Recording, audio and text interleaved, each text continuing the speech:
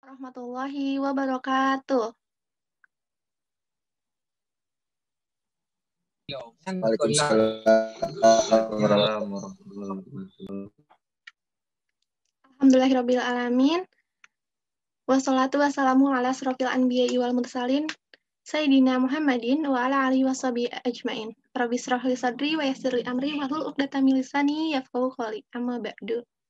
Selamat siang dan salam sejahtera untuk kita semua.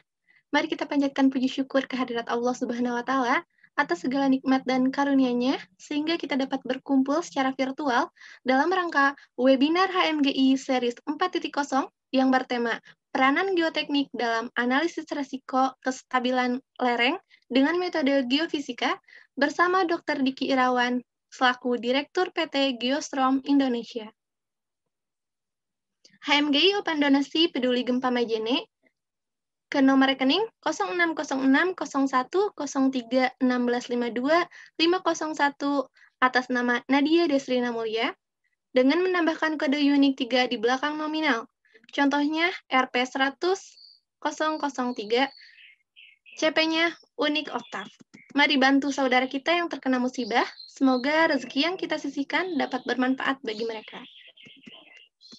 Hadirin yang terhormat, saya Nina Karlina dari Riset Inovasi HMGI selaku pembawa acara sekaligus moderator bersyukur bisa hadir di tengah-tengah acara. Baik, mari kita mulai acara ini dengan membaca basmalah bersama-sama. Bismillahirrahmanirrahim. Selanjutnya, menyanyikan lagu Indonesia Raya. Hadirin dimohon duduk dengan tegap.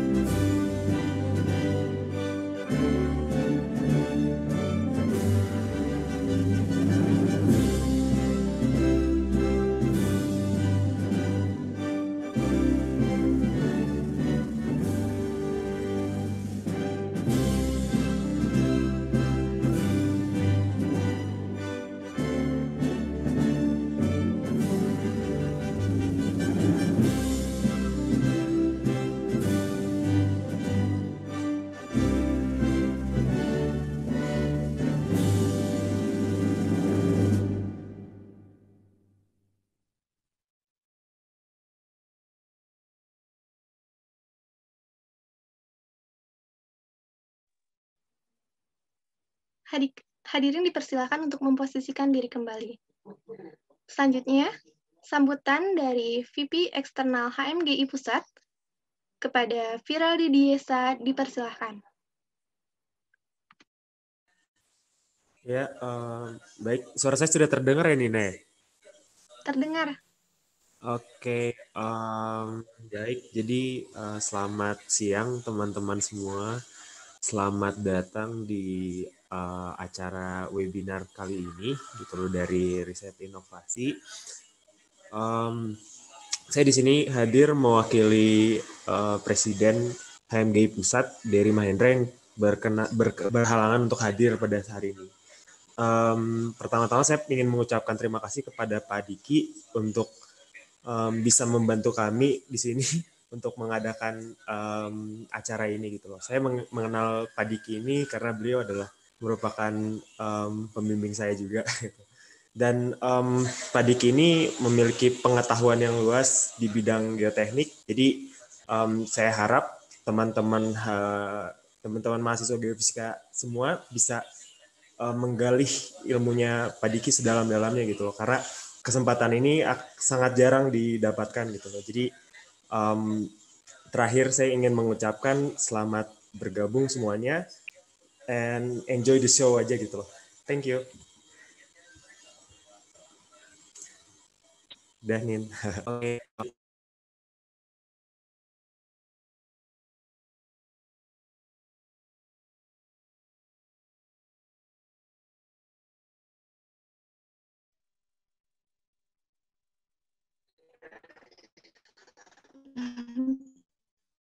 Baik, lama berlangsungnya webinar, kecuali telah mendapat izin dari moderator. Yang kedua, untuk sesi tanya jawab dan diskusi hingga selesai dan mengisi link di akhir webinar.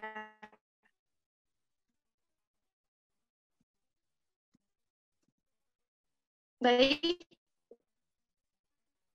acara yang paling ditunggu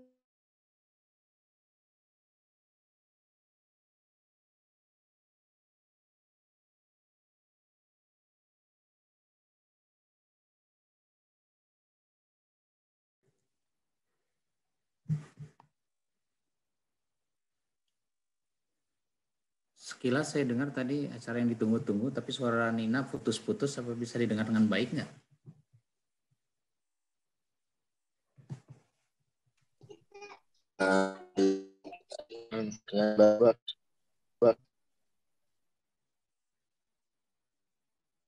Tadi bisa bantu Nina nggak? Iya, halo? Halo? Ya. Apa suara saya sudah masuk kembali? Nah, ini udah mulai bagus nih suara Nina. Jadi diulangi lagi Nina. Oke, Nina gimana tadi? Siap. Acara yang paling ditunggu ialah webinar HMGI Series 4.0 yang bertema peranan geoteknik dalam analisis resiko kestabilan lereng dengan metode geofisika bersama Dr. Diki Irawan selaku Direktur PT Geostrom Indonesia. Sebelumnya, izinkan saya membacakan CV beliau.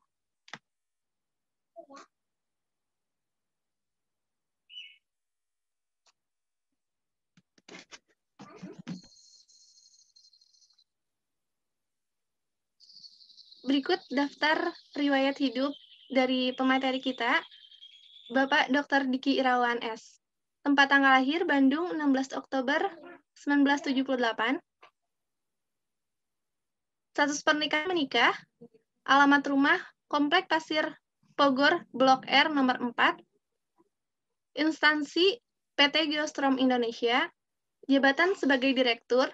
Alamat kantor Jalan Pinas Reagensi nomor 20 Bandung. Telepon 081 22066621. Bisa juga dihubungi lewat email diki@geostrom.com atau diki104@gmail.com.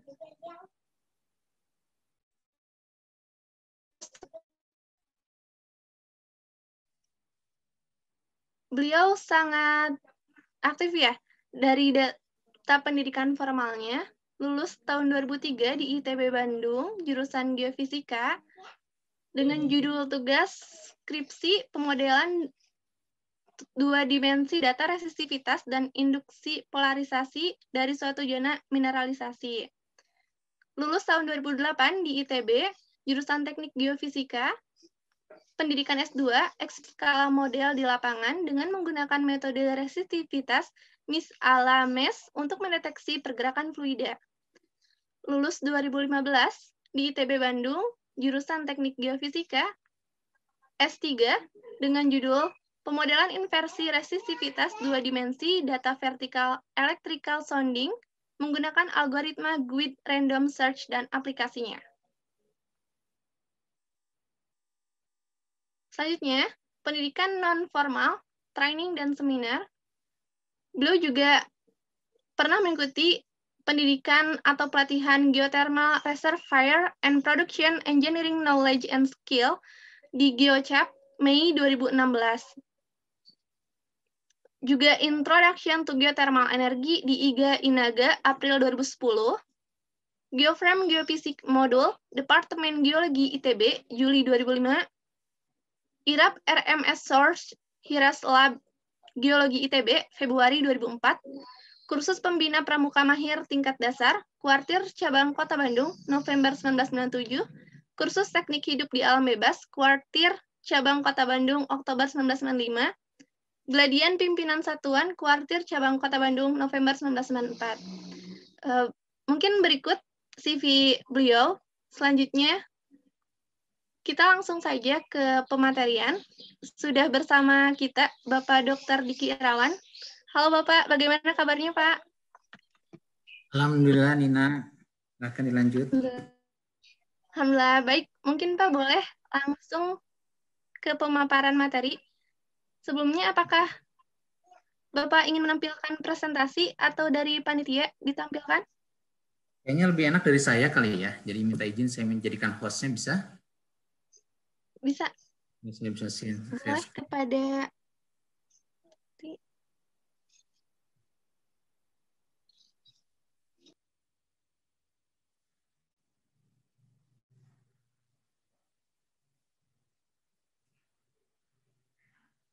yang pegang adminnya himpunan itu siapa?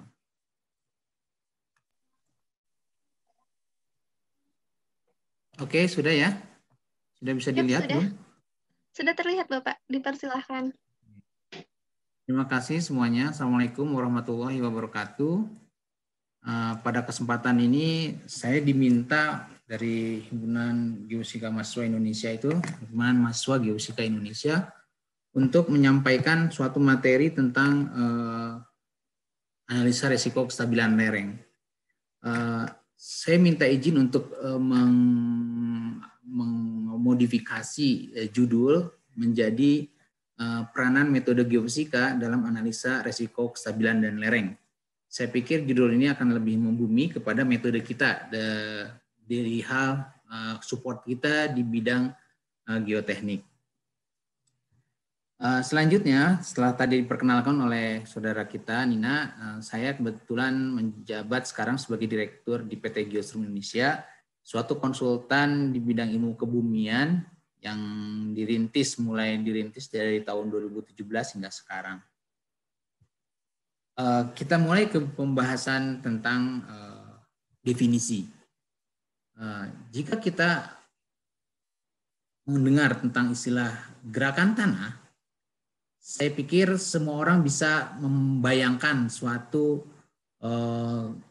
hal yang berhubungan dengan longsor lah, ataukah landslide lah, dan sebagainya.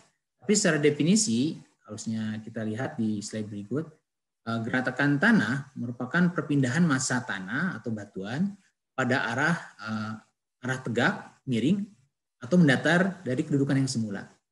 Nah, gerakan tanah itu mencakup rayapan, aliran, longsoran, atau yang karena kita bahas tentang landslide ini.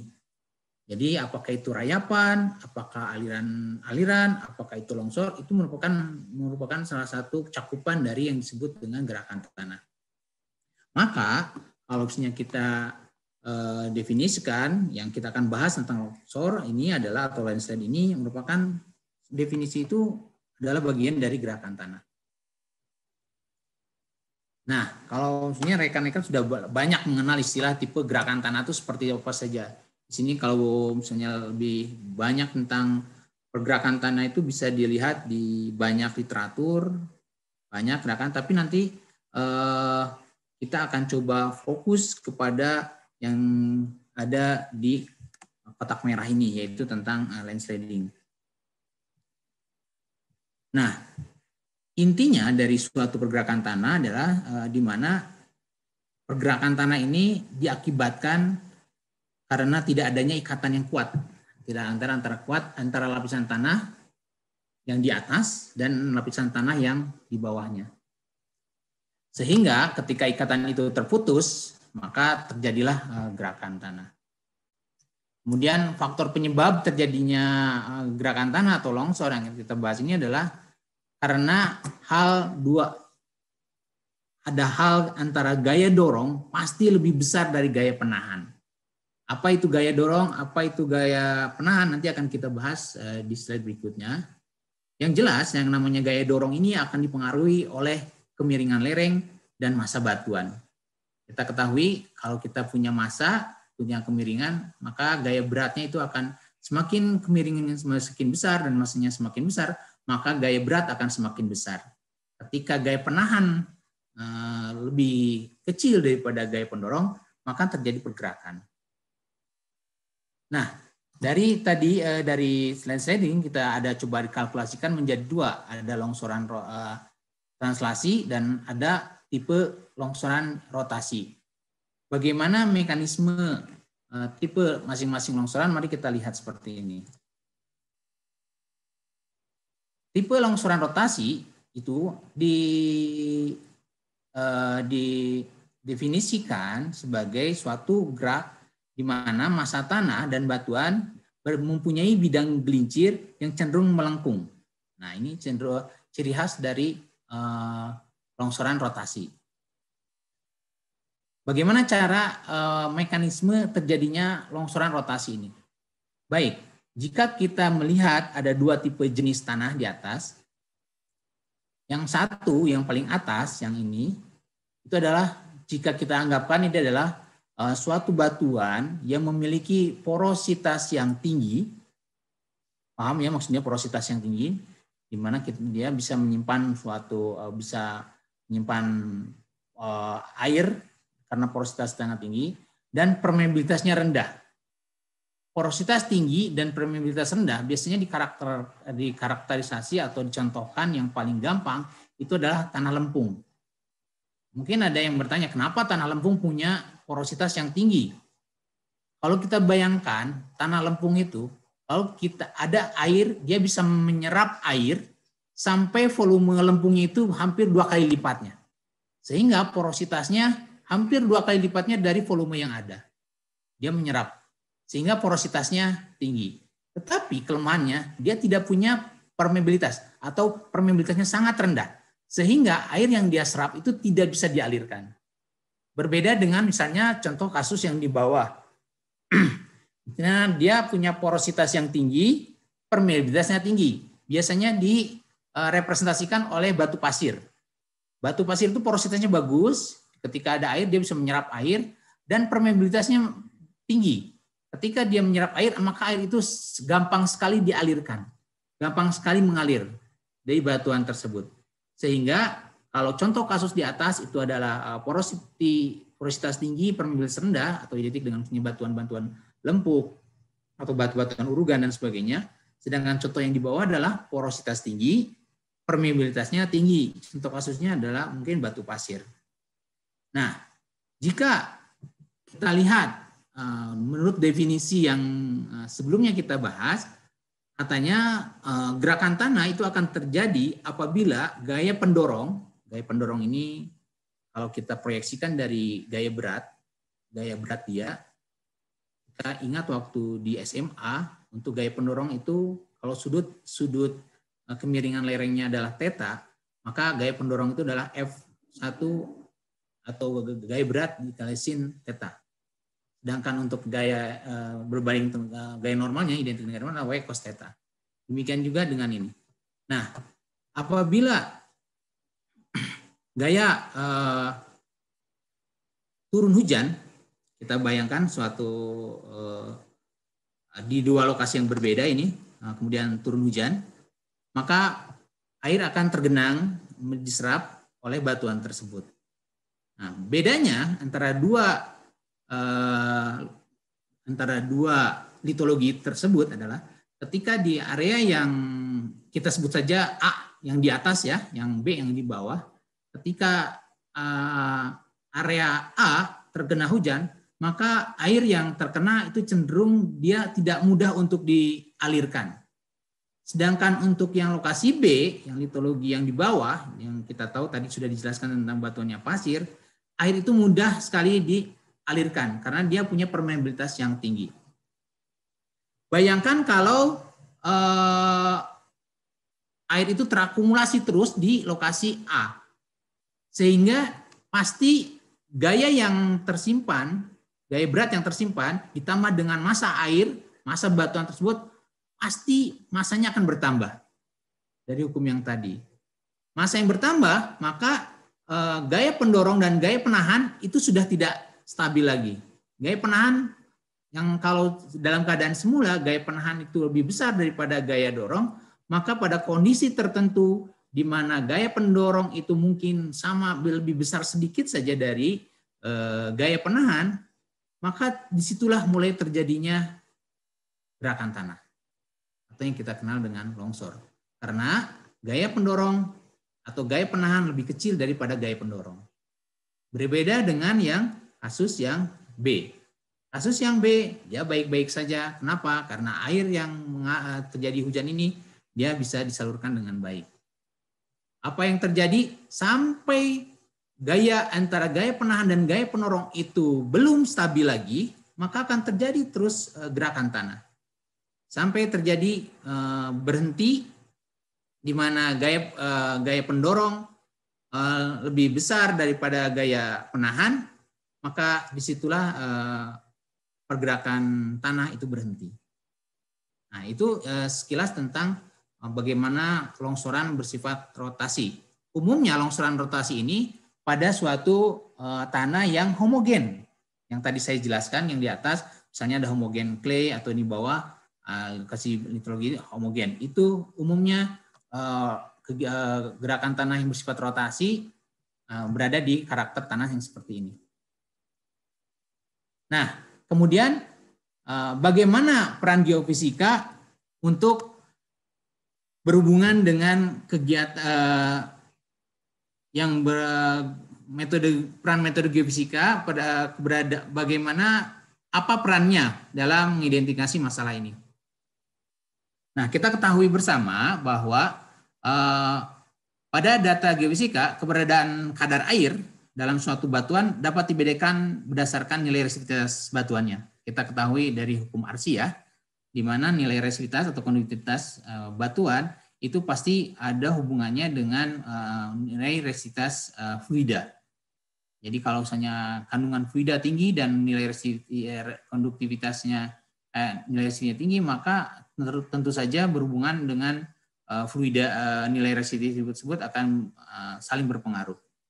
Ya, maka kita akan mudah mengidentifikasi keberadaan air atau litologi yang kandungan airnya tinggi itu dengan metode geolistrik, nilai resistivitas. Bagaimana kalau misalnya kita mengukur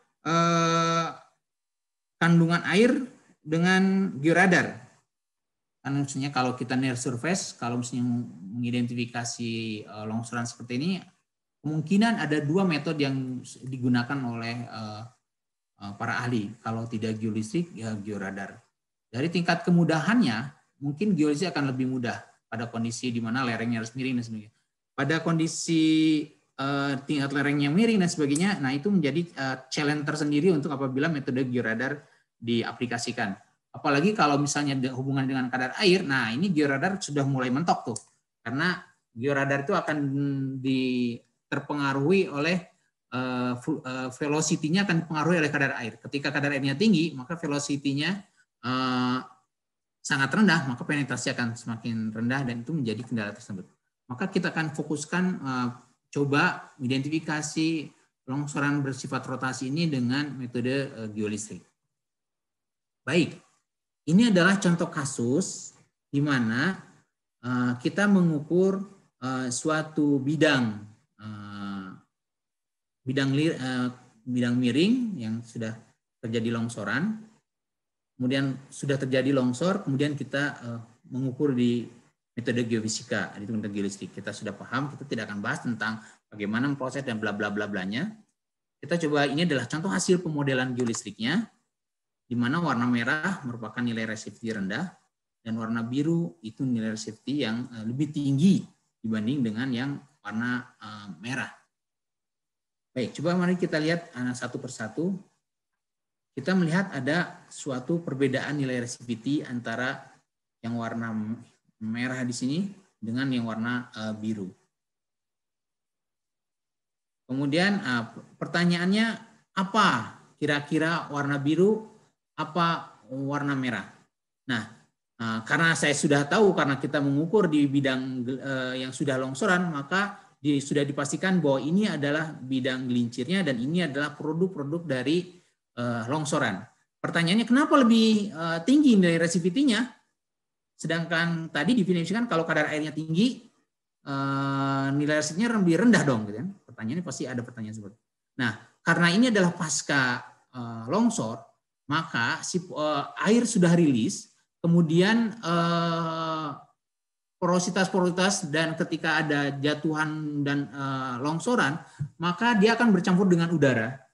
Sehingga semua material-material yang terbawa dalam longsoran itu di dalamnya masih berbanyak kadar oksigen, kadar udara di dalamnya, sehingga membuat nilai resistivity lebih tinggi. Dan jadi ada yang terisi oleh udara dan sebagainya. Bayangkan kalau kita punya tanah, kita pindahkan begitu saja, yang tadinya di situ konduktif, kemudian kita keluarkan, kita pacul gitu ya, kalau kayak petani gitu ya.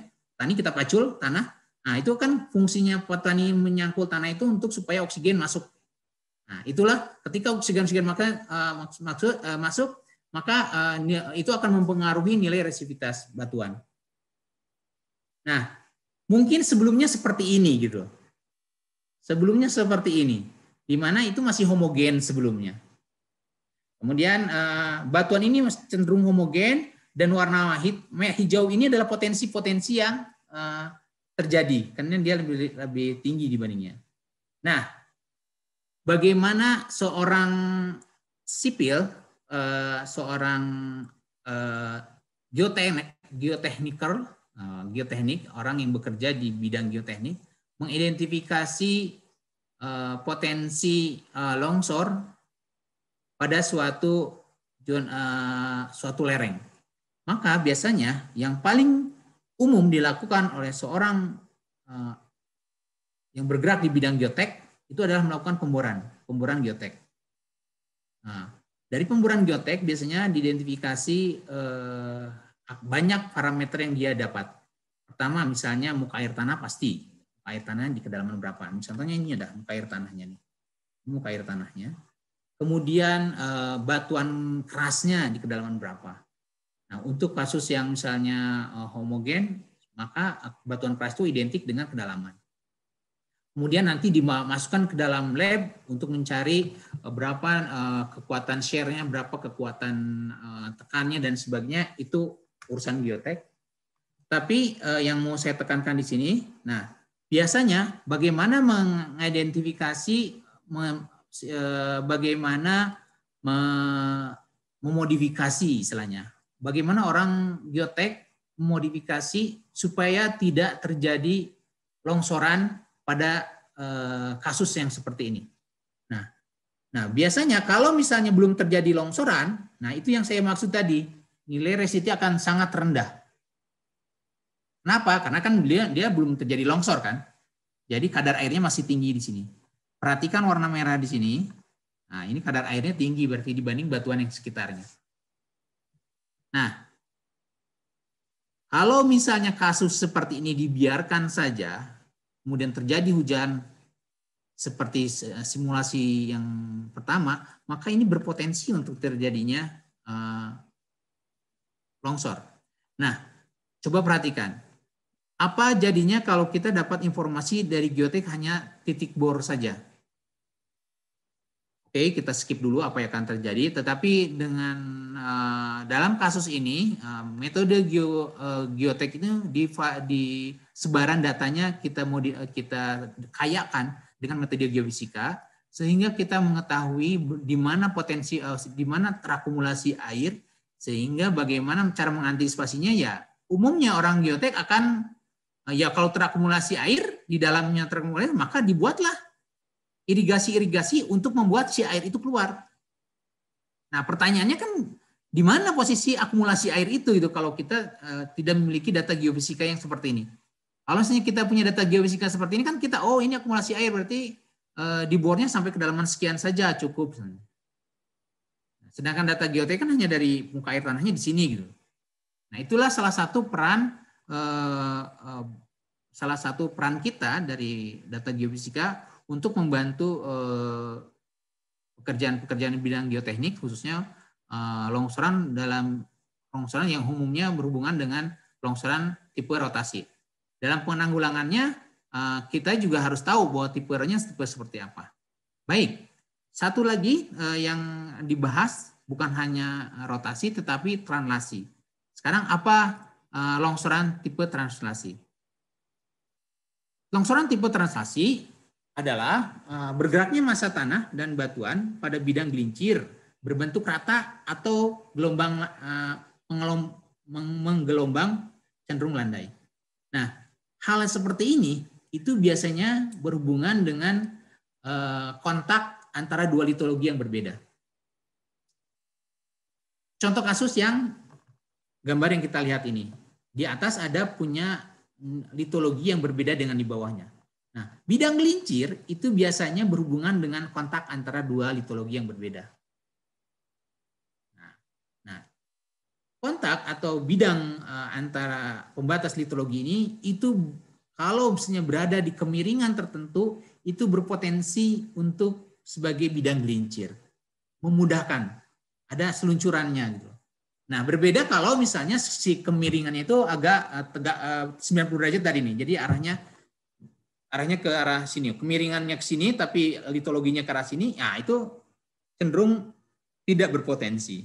Tapi kalau bidang gelincirnya atau kontak bidangnya itu sejajar dengan lereng, maka itu sangat berpotensi untuk terjadinya longsoran. Kita lihat simulasinya. Kita ketahui kalau misalnya kita punya massa dan gaya pendorongnya masih lebih kecil dibanding gaya penahan, maka tidak akan terjadi apa-apa. Berbeda ketika musim hujan. Nah, makanya kenapa yang namanya longsoran itu selalu ketika masuk musim hujan, berita tentang longsor di mana-mana ada. Karena prosesnya seperti ini. Nah, kemudian akumulasi hujan intensitas tinggi, di mana air sudah terakumulasi, akan terjadi ketika gaya pendorong tidak bisa sudah lebih besar, tidak kuat atau lebih kecil daripada gaya penahan. Longsor jadi. Nah, yang jadi catatan kita pada kasus ini adalah pada bidang gelincir ini. Longsoran terjadi pada bidang gelincir. Maka kita ketahui bahwa metode geodesi juga itu saya kira teman-teman sudah mempelajarinya, itu cukup baik untuk membedakan suatu litologi. Bagaimana suatu litologi itu pasti mempunyai nilai resistivitas yang berbeda-beda antara satu litologi dengan litologi yang lain. Nah, ini contoh kasus untuk metode geolistrik pada kemiringan tertentu, dia mempunyai litologi yang berbeda antara atas dan bawah. Nah, tidak cenderung lurus, tapi ya mungkin dia agak sedikit melengkung, tapi ya landai. Jadi kalau kita interpretasi ini litologi yang berbeda antara atas dan bawahnya. Atau bisa jadi ini adalah topsoil. Kalau topsoilnya berbeda, kalau topsoilnya tebal, kemudian batuan dasarnya di bawahnya lebih keras, maka itu bisa dikategorikan sudah berbeda litologi dan berpotensi untuk sebagai bidang gelincir.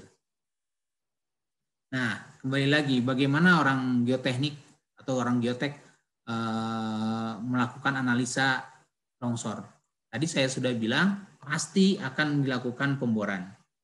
Kalau pemboran yang tadi itu kan cenderung homogen, maka di batasnya hanya mengetahui batas muka air tanah.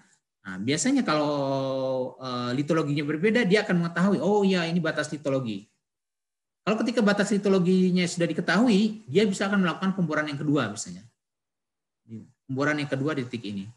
Nah, biasanya kalau sudah didapat dia sudah tahu karakternya bahwa ini adalah potensi longsoran translasi. Nah, dia menghitung misalnya zona istilahnya itu zona lengkung. Zona lengkung potensi longsorannya secara perhitungan, mereka punya cara perhitungannya masing-masing. Jadi di mana jarak antara ini, kemudian ada jari-jarinya dan didapatlah si lengkungan ini. Nah, permasalahannya adalah bagaimana cara mengantisipasinya. Orang-orang geotek biasanya mengantisipasi potensi longsor seperti ini adalah dengan cara pemakuan seperti ini. Mungkin teman-teman sering melihat paku-paku di pinggir jalan. Ya. Nah, pertanyaannya, seberapa dalam orang melakukan pemakuan? Nah, kalau misalnya mau hemat, maka dia akan melakukan hanya udah interpolasi saja dari ujung sini dan ujung ini. Oh, maaf. Saya coba kopikan dulu, ini maksudnya.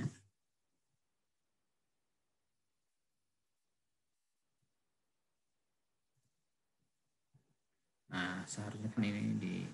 Okay.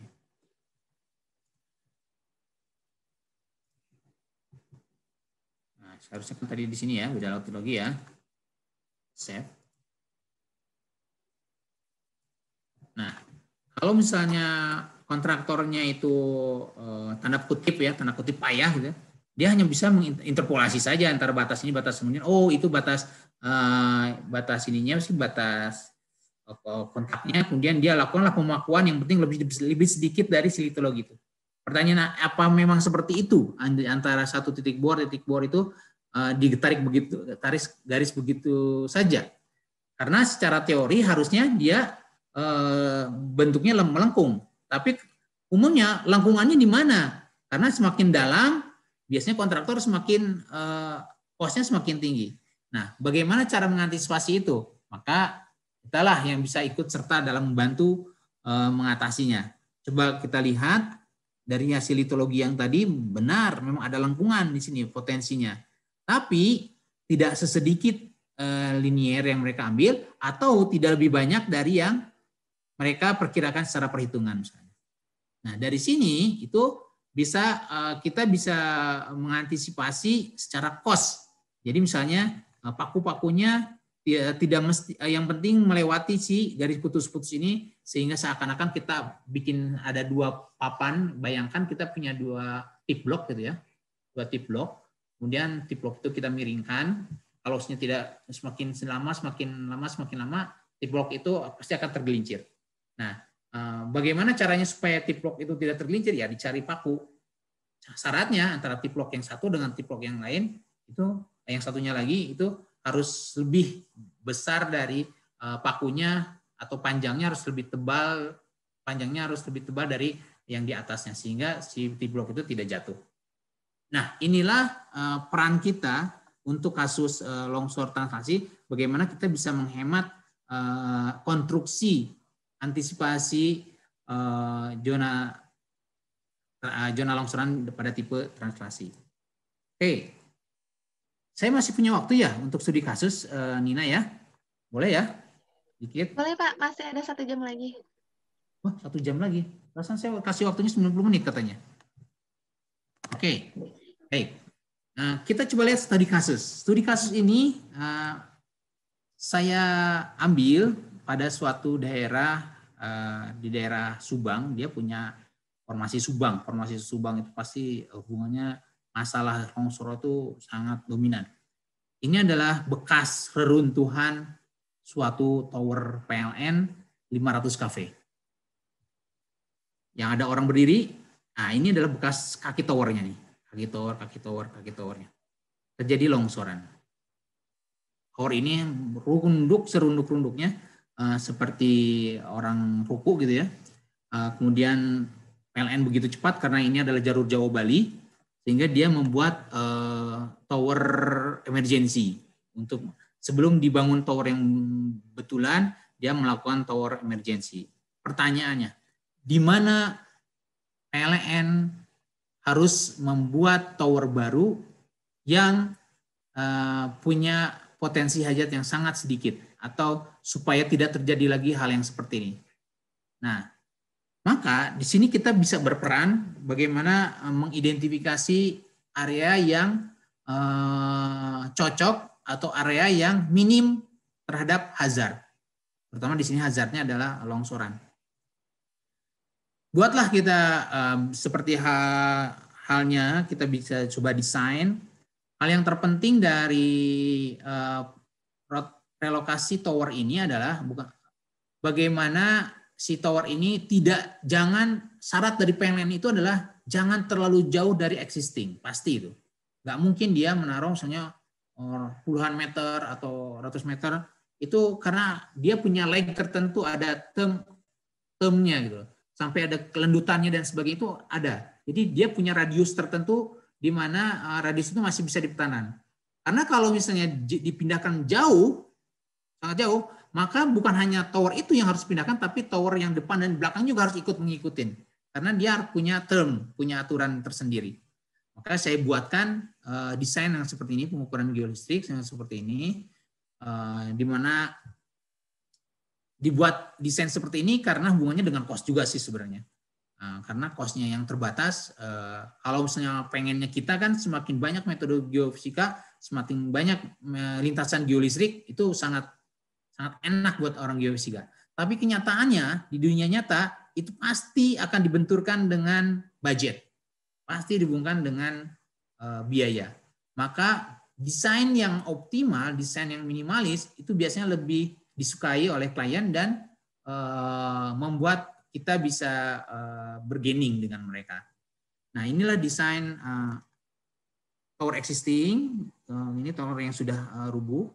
Nah, kemudian kita melakukan pengukuran geolistrik. Dan ini adalah topografinya. Kita dibantu sama 4 titik bor. Ada BH1, BH2, BH3, BH4 titik bor. Kalau kita lihat, ini adalah tower existing yang tadi itu ada sedikit kotakan, itu adalah contohnya kasusnya seperti ini. Ini adalah towernya. Topografinya yang seperti ini. Lalu kita melakukan pengukuran geolistrik 2 dimensi seperti ini. Ada satu lintasannya persis sama yang tadi kita lihat. Kemudian kita slashing sebaran nilai resistivitas batuan itu berdasarkan kedalaman. Setelah kita slashing berdasarkan kedalaman, kita dapat peta yang seperti ini. Contohnya ini adalah slashing di kedalaman ya kurang lebih sekitar 10 meteran lah. 5 sampai 10 meter, saya lupa ini berapa kedalamannya berapa. Nah, kemudian slashing di kedalaman berikutnya kita ambil lagi. Slashing di kedalaman yang itu kita ambil lagi. Fungsinya buat apa? Nanti kita lihat. Nah, kita punya batas litologi seperti ini. Litologi, kemudian tapi di sisi lain yang ini ada litologi tapi yang ini litologinya dalam, ini dangkal. Baik, nah ini adalah contoh sebaran nilai resistivity di kedalaman 5,5 meter. Dari tower existing kita lihat ada perbedaan antara nilai resistivity yang satu dengan yang lainnya. Kemudian di kedalaman 12,8 meter, peta sebarannya seperti ini. Nah, kalau misalnya kita interpretasi berdasarkan litologi, kita punya ini adalah tower yang tadi, yang towernya sih sudah tidak ada ya, sudah diambil gitu. Kita jejak kaki towernya, kemudian jadi kita tahu zona gelincirnya seperti ini karena sudah jadi. Kemudian kita dengan definisi seperti ini, maka kita punya potensi-potensi hazard untuk zona-zona gelincir yang lain. Maka jika peta itu di peta zona-zona gelincir itu kita petakan, kita dapat inilah sebaran dari potensi-potensi bidang gelincir di lapangan. Nah, ada 1, 2, 3, 4 ini potensi. Dan ini sudah terjadi. Sudah terjadi longsoran, tapi yang ini belum terjadi. Hanya berupa retakan dan itu teridentifikasi baik dengan di metode geofisika. Nah, ini adalah zona-zona potensi-potensi hazard dalam hal ini. Nah, lalu di mana saya harus meletakkan tower yang baik? Ya, simple. Daerah yang memiliki kontinuitas sebaran resistivitas yang baik atau cenderung homogen, didukung dengan topografi yang landai, menjadi lokasi yang cukup recommended sebagai lokasi alternatif relokasi tower, dan atau identik dengan ya istilah dari hazard itu daerah yang memiliki potensi hazard yang minimal dibanding yang lain. Mungkin itu nanti kita coba kesimpulkan ya dari yang kita bahas. Jadi untuk mengidentifikasi suatu metode yang akan digunakan, pilihlah metode yang memiliki parameter fisik yang kontras. Kenapa kita mengambil geolistrik? Tadi kita sudah bahas. Kemudian batuan dengan kadar air tinggi, resistivitasnya cukup kontras, itu batuan yang minim kadar air. Nah, perbedaan litologi, batuan yang memiliki porositas tinggi dan rendah memiliki resistivitas yang cukup kontras juga. Jadi untuk kasus ini, metode geolistrik cukup baik dan umum digunakan juga dalam menganalisa risiko kestabilan lereng, karena resistivitas litologi batuan dan porositas kadar air itu cukup kontras parameter fisiknya untuk memetakan kondisi lapangan yang dijadikan objek penelitian. Demikian saya pikir, kalau ada pertanyaan dipersilakan. Kembalikan ke Nina ya sebagai moderator. Siap, Masya Allah. Terima kasih Pak. Sangat terinsight sekali gitu ya tentang longsoran, ada rotasi juga translasi. Sebenarnya waktunya masih ada 1 jam lagi Pak, karena sampai 14.45, tapi gak apa-apa, mungkin dihabiskan untuk tanya jawab. Bagi teman-teman peserta yang ingin bertanya, dipersilahkan. Boleh raise hand atau lewat chat juga boleh.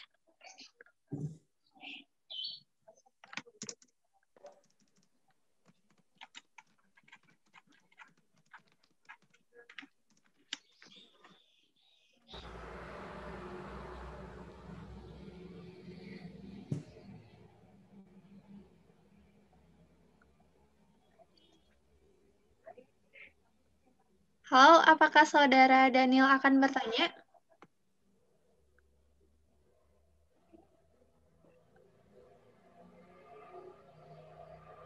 Enggak, itu. Silakan Saudara Muhammad Khalil Gibran. Assalamualaikum warahmatullahi wabarakatuh. Waalaikumsalam. Perkenalkan Mbak, saya Khalil Gibran dari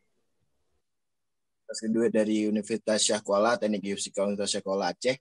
Saya ingin bertanya Pak, untuk pengukuran data geolistrik, apakah dengan tingkat kemiringan lereng yang di atas 45 derajat, kemudian kita mengukur membentang lintasan di atas kemiringan 45 derajat, apakah itu tidak mempengaruhi ke data Pak?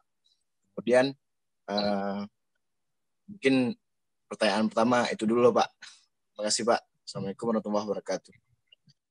Waalaikumsalam. Jika kita lihat, kita bayangkan suatu benda seperti ini, lalu kita mengukur geolistrik di sini. Sebaran data akan membentuk bola di bawahnya, betul? Lalu kita miringkan 45 derajat, mengukur di atasnya. Bagaimana sebaran data geolistrik? Ya 90 derajat dari sini.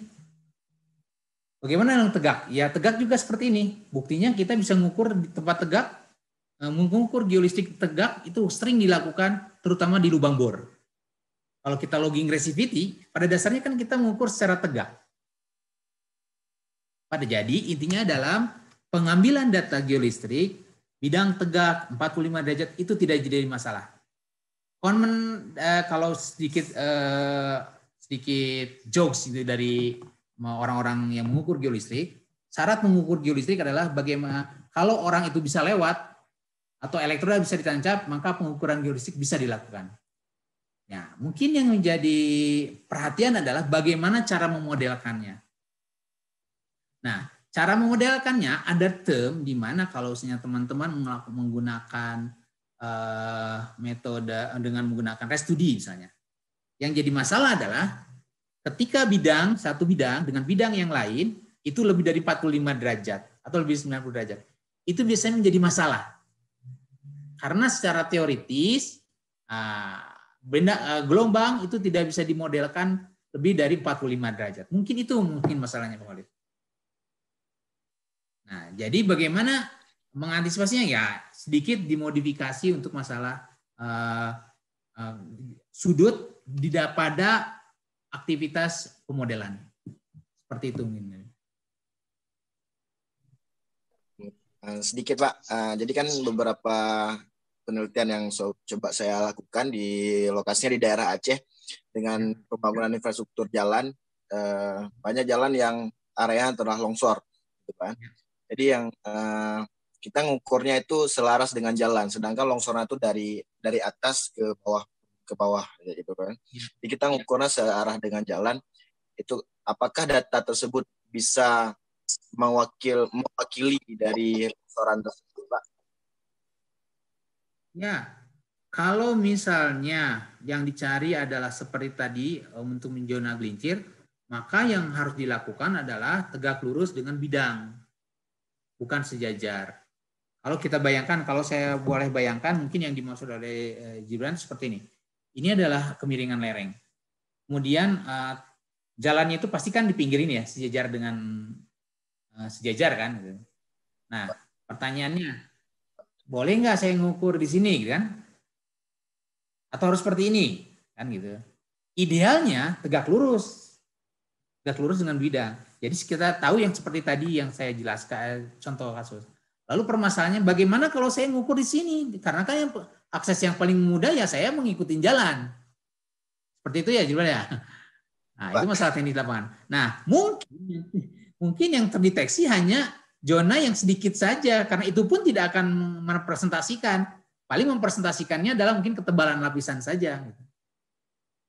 Kalau untuk mencari apakah bisa menjadi dasar untuk mengambil keputusan dalam hal antisipasi atau hal yang tadi saya lakukan, ya selayaknya dilakukanlah tegak lurus dari si bidang tersebut. Istilahnya tegak lurus strike lah kalau orang biologi bilang. Baik, Pak. Terima kasih, Pak. Jangan sejajar dan Terima kasih, Pak. Baik, terima kasih kepada Saudara Khalil Gibran dan Pak Diki atas pertanyaan dan jawabannya. Selanjutnya ada pertanyaan dari Wahmud Abdurrahman. Izin bertanya, Pak, di Jawa Barat, daerah yang berpotensi gerakan tanah sekitar 45 derajat dari wilayah Jawa Barat. Berhubungan dengan anggaran, apakah ada cara sebelum melaksanakan geolistrik untuk menentukan daerah prioritas yang akan dilakukan analisa resiko dengan metode geolistrik? Nangkap nggak pertanyaannya, Nina? Coba bisa diulangi, mungkin saya bisa nangkap. Kalau saya kurang menangkap pertanyaannya. Apakah ada cara sebelum melaksanakan geolistrik untuk menentukan daerah prioritas? Daerah prioritas. Saya sedikit-sedikit dulu gitu ya. Apakah ada cara untuk menentukan pengukuran geolistrik dengan pada area yang sangat luas? Saya harus prioritas di mana mengukur geolistrik gitu kan? Dengan ya kalau prioritas kan skala prioritasnya tergantung parameter. Kalau misalnya ada prioritas, ada daerah yang dekat dengan penduduk, ya itu harus diprioritaskan kan. Tapi kalau jauh dari penduduk ya istilahnya kan yang namanya bencana itu kalau hazard itu potensi tapi belum terkena dampak terhadap manusia, itu hazard. Tapi kalau bencana kalau kena manusianya. Nah, prioritasnya ya yang mana yang lebih dekat ke penduduk ya jadi prioritas masalahnya. Nah, pertanyaannya kan bukan itu saja, Pak. Saya kan tujuannya adalah untuk mengidentifikasi di mana potensi bencana gitu. Yang kedua, kalau kayak gitu karena kita itu bersifat spesifik di suatu lokasi, maka tugas yang merelokasi mana potensi-potensi bencana yang itu, maka mainannya bukan di geofisika, mainannya di database. Database antara data geologi, data topografi seperti tadi misalnya, dipetakan dulu di mana yang potensi-potensi yang punya potensi, harus tahu dulu kan mana apa. Kalau dengan geologi regional saja kita bisa mendefinisikan mana yang potensi longsor rotasi, mana potensi longsor yang translasi. Kan dari kita geologi, dari orang geologi itu bisa tuh kan. Kemudian cari kemiringannya, itu udah mulai database tuh. Jadi kalau teman-teman yang tertarik dengan memetakan potensi longsor, biasanya di setiap kabupaten, di RT RW, rencana tata ruang lingkungan, itu pasti ada itu. Ada zona potensi longsor atau area-area yang berpotensi longsor tinggi di mana saja. Itu caranya adalah dia mengawinkan data antara topografi, tadi seperti tadi kan, kemiringan lereng, itu sangat berpengaruh. Kemudian litologi batuan, itu sangat berpengaruh kan hubungannya dengan massa.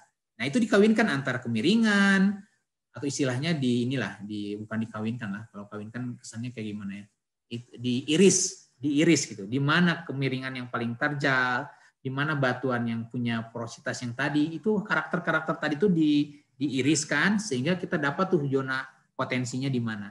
Nah, baru prioritasnya nanti mana yang prioritasnya akan saya lakukan pengukuran geofisika, ya tergantung mana yang lebih dekat ke penduduk. Mungkin itu bisa jadikan acuan. Baik, terima kasih Pak. Apakah saudara sudah cukup atau ada yang ditanyakan lagi?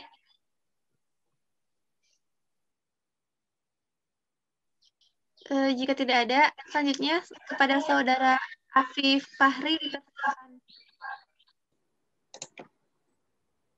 Selamat sebelumnya Pak. Ya. Assalamualaikum warahmatullahi wabarakatuh. Waalaikumsalam warahmatullahi wabarakatuh. Perkenalkan Pak, nama saya merupakan lulusan Teknik Geofisika Universitas Pertamina.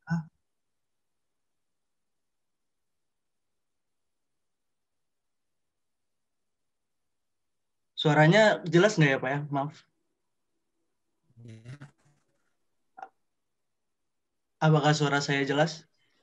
Suaranya agak putus-putus, Kang. Oh, sebentar. Apakah suaranya sudah jelas? Sudah, kalau di saya. Silakan lanjut. Jadi begini Pak. Jadi saya ada beberapa pertanyaan. Hampir mirip apa yang dipertanyakan dengan Mas Khalil Gibran tadi. Jadi saya masih putus-putus ya Pak, sebentar.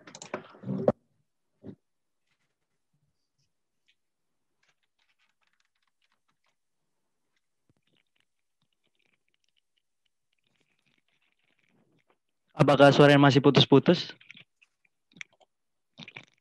Sudah ya. Jadi begini Pak, saya menindaklanjuti tadi ada sedikit pertanyaan, tidak jauh dari yang ditanyakan oleh Khalil Gibran. Jadi saya sempat mengukur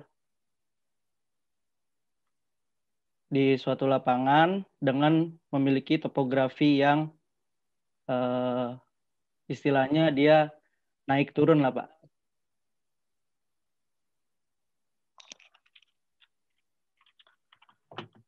Jadi lapangan ini topografinya naik turun, itu ada lereng, ada naik bukit, ada tebing, seperti itu.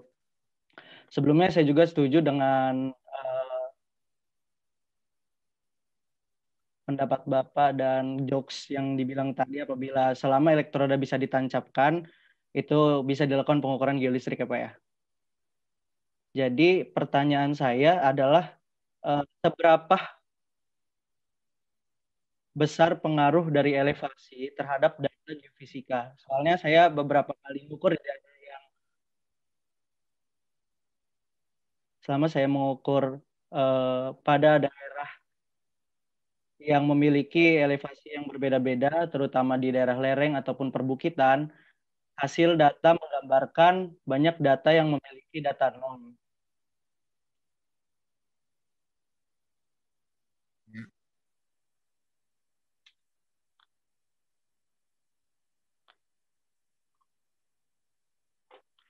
Jadi yang saya dapatkan rata-rata itu memiliki nilai rho-nya itu 0, 0, dan banyak juga data yang minus. Pertanyaan yang pertama yaitu seberapa pengaruhkah elevasi atau daerah yang memiliki lereng ataupun tebing tadi terhadap data yang diukur? Itu yang pertama. Mungkin itu dulu, Pak. Itu dulu, Pak.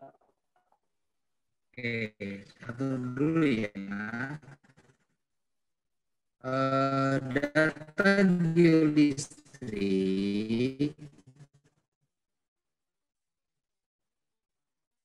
bagus tidaknya data geolistrik itu tidak negatif atau nol. Tidak ada hubungannya sama sekali. Satu itu. Cukup nggak kalau saya jawab seperti itu dulu?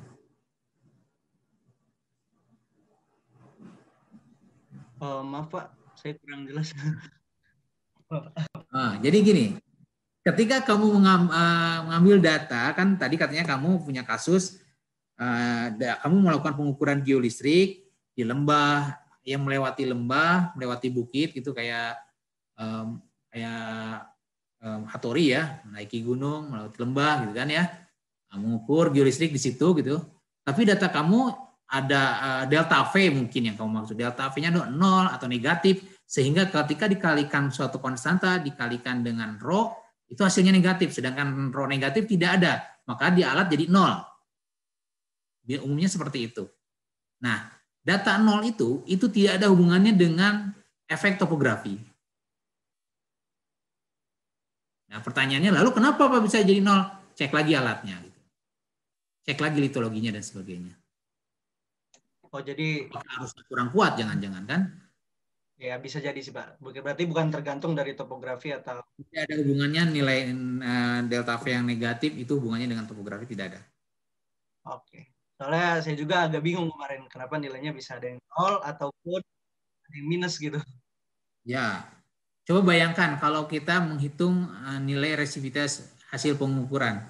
Rumus kita kan kita ketahui, rho itu adalah suatu konstanta dikali delta V per I kan.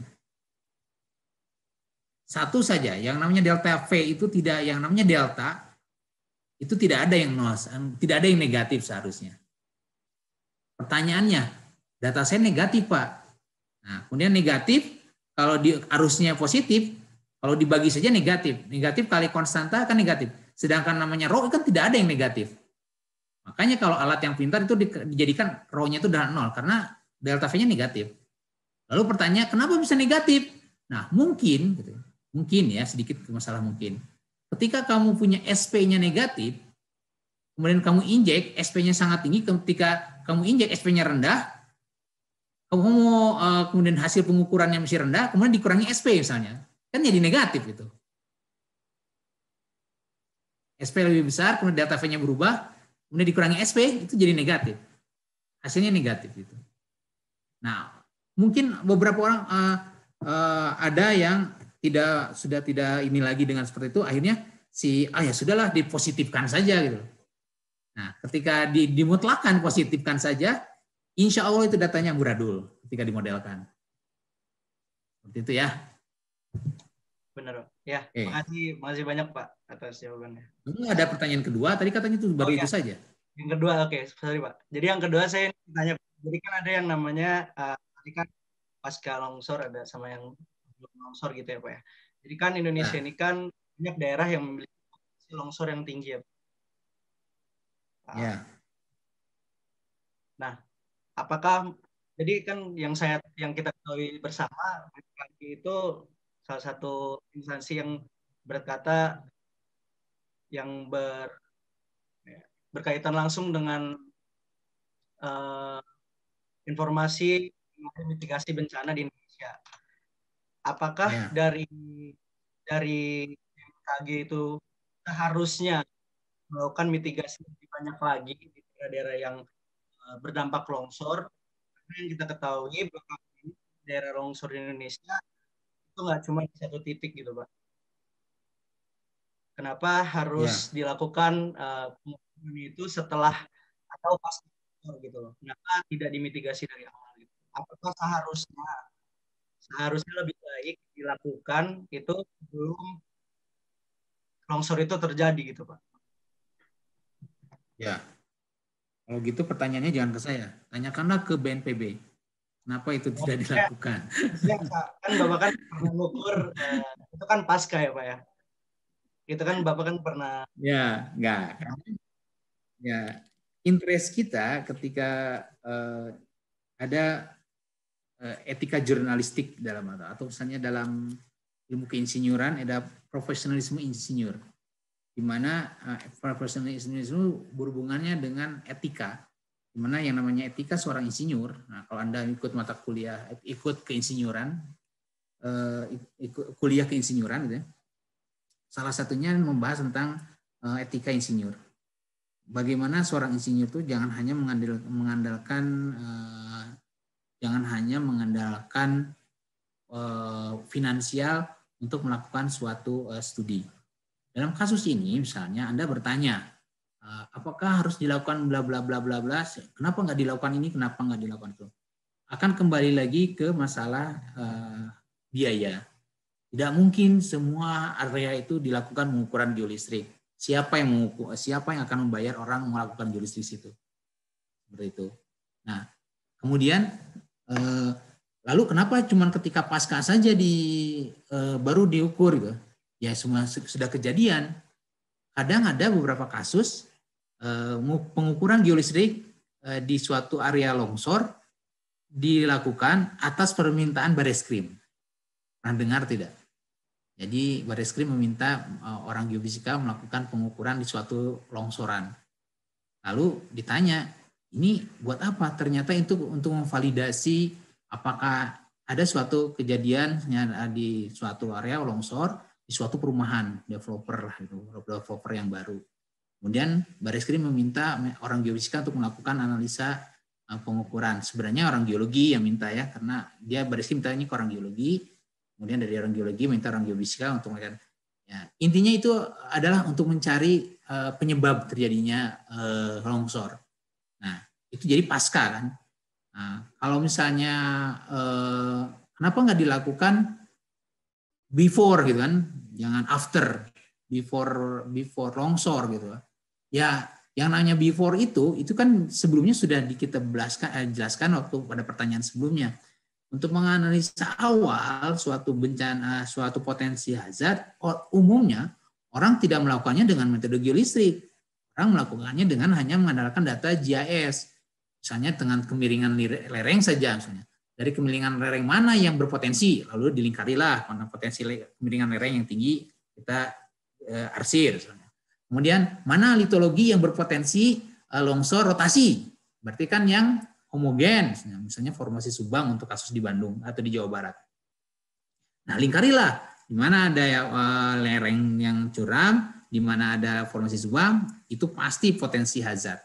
Tapi rata-rata yang formasi Subang, daerah Subang sana, ya jauh dari penduduk. Nah, tapi kejadiannya adalah dengan sekarang jalan tol yang Cipali kan, kalau Anda lewati itu pasti tuh lagi sibuk-sibuknya sekarang memperbaiki. Nah, mungkin seperti itu. Saya pikir terlalu melantur saya menjawabnya.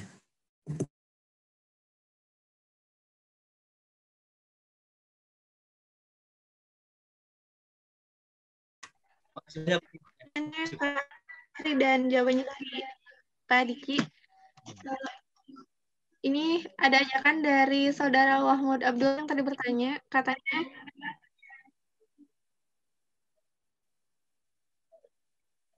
untuk teman-teman yang mau bekerja sama, melakukan analisa risiko tanah longsor dengan metode geolistrik bisa merapat ke BPBD. Jawabannya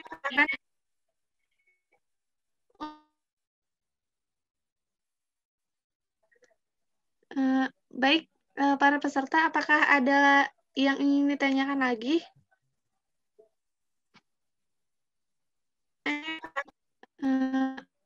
Baik, para peserta, apakah ada yang ingin ditanyakan lagi?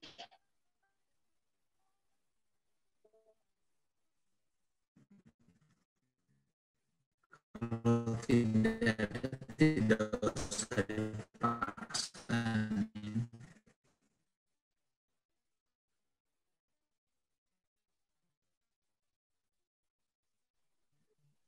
Halo?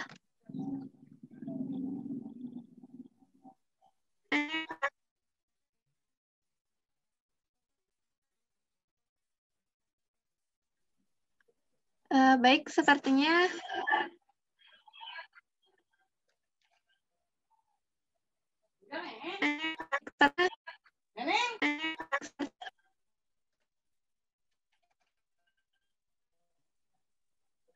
halo, apakah suara saya masih terdengar? Tidak ada yang lain.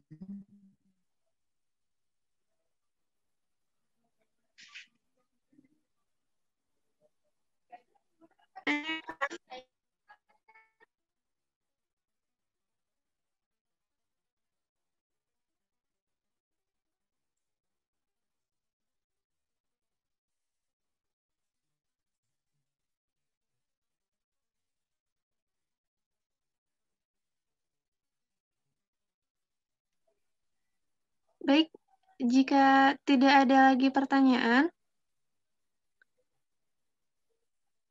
alhamdulillah telah selesai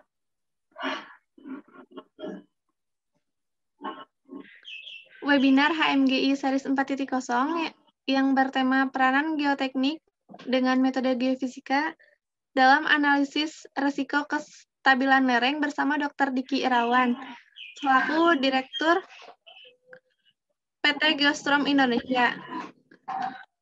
Sebelumnya, mari kita foto bersama dulu ya. Kepada para peserta, mungkin boleh on cam dulu.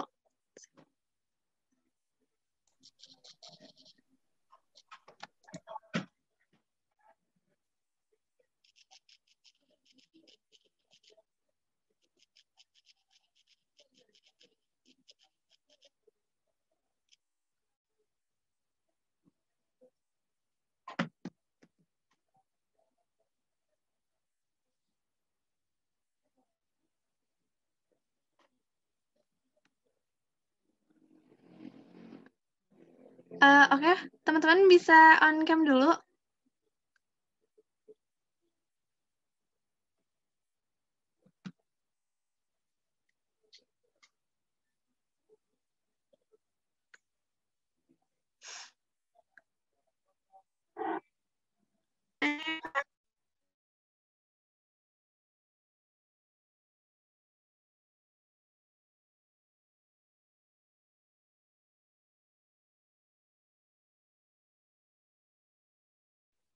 Oke, 1, 2, 3.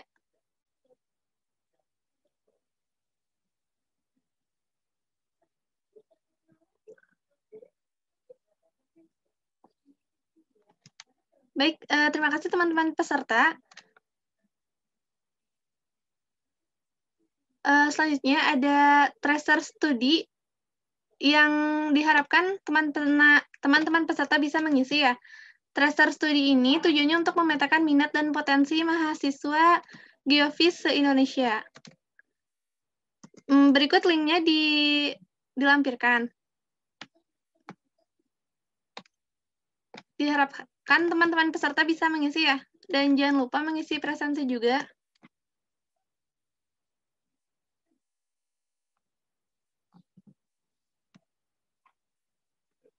Oh iya Nina, halo Nin. Iya, halo Kak. Jadi aku sebenarnya mau jelasin juga ke teman-teman perihal tracer study ini sih. Sedikit ha. Jadi teman-teman semua, kami dari HMGI dan bekerja sama dengan Hagi meminta rekan-rekan semua untuk mengisi tracer studi ini. Kenapa? Karena kami ingin memetakan minat dan potensi teman-teman mahasiswa geofisika semua di Indonesia, sehingga nanti ke depannya kita bisa program-program webinar ataupun program-program course bisa lebih terarah gitu loh, sesuai dengan minat dan potensi teman-teman sih gitu. Makanya teman-teman bisa membantu kami mengisi tracer study ini biar nanti ke depannya kita bisa membangun keilmuan geofisika bersama-sama lah gitu. Gitu sih. Thank you. Siap. Terima kasih Firaldi atas pemaparannya. Teman-teman diharapkan untuk mengisi ya, karena ini bentuk kolaborasi antara HMGI dan HGI. Mungkin terima kasih kepada Bapak Dr. Diki Irawan yang telah memaparkan materi dan mengisi webinar series 4.0 hari ini. Terima kasih Bapak. Saya mewakili panitia. Mohon maaf bila ada kesalahan teknis dan lainnya. Teman-teman, HMGI Open Donasi Peduli Gempa Majene ke nomor rekening 0606 0103 1652